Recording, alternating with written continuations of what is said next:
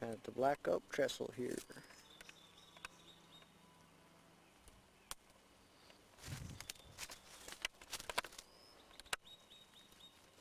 Finally, about a half hour of hiking to get over here.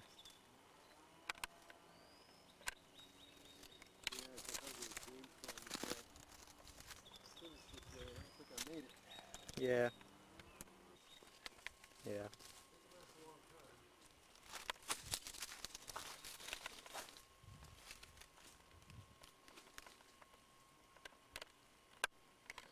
Old steam trains always used to come down here, but now silent. And you can only imagine them.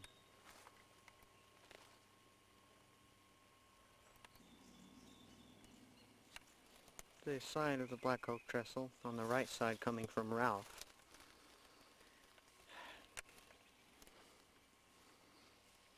It's a really beautiful trestle. I'm surprised it hasn't completely collapsed yet. Just a few bents. Yeah. And that's it. That's all that's come off.